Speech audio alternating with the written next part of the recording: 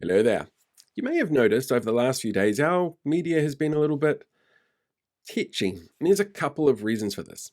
I mean, it might be overtiredness from working so late on Saturday night with the election results, but I somehow doubt that that's exactly what the problem is. You see, last week we had a mountain of information being thrown at people because it was the lead up to the election. But after the election, there's a void of information, and media doesn't do well in a void. There's a reason for that void, though, like the fact that we're still counting specials and international votes. And that takes time. But until we know what those results are, the three main parties that are looking at making up the next government coalition, they don't really know what their position of power is that they're bringing to the table. They don't know to what extent they need each other yet to be able to get things done in Parliament. So, of course, they're not going to sit there and give away what they want and how they're going to do things or how they're going to negotiate until they know those details, which is still a little while away. At the same point in time, you've got some really boring stuff that happens as just a matter of process. MPs coming in and emptying out their desk if they didn't get re-elected, or MPs who are new to Parliament coming in and having orientation. It's boring day-to-day stuff, but the media has to find a way to fill in that void of information while we all wait. But the thing that's really quite fascinating to me is how much our media this week has turned around to try and remind people that their job is to hold government to account on behalf of the people.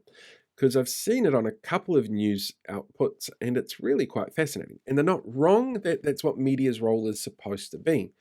But part of it is because you now have an MP in Parliament who is very much against the media, who was very angry at the media during the election campaign, and who on the day after the election started yelling and screaming about how they were trying to hold him down, and has at least threatened one particular interviewer with taking over the broadcasting portfolio so he could fire him. That's a really dangerous environment for media to be working in.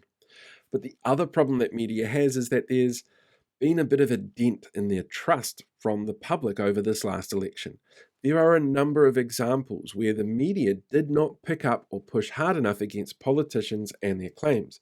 Things like the tax information that the CTU did, for example, that wasn't picked up by media, that was put out by a Labour advocate. There are a number of examples of race baiting that were not pushed back on by the media that was allowed to continue. Those kind of things have made people question whether or not the media had everybody's interests at hand or whether or not they went in with a particular bias and what their specific role is. And that's a dangerous position when it comes to being in the media. Nobody wants a mainstream media outlet where you have to question their integrity and what they're doing. And it's really hard sometimes to do that after an election where people are concerned about what they did before the election. Ultimately, the media is going to fill the void with a whole bunch of really vapid stuff or any little thing that they can get their hands on because that's how our media works at the moment.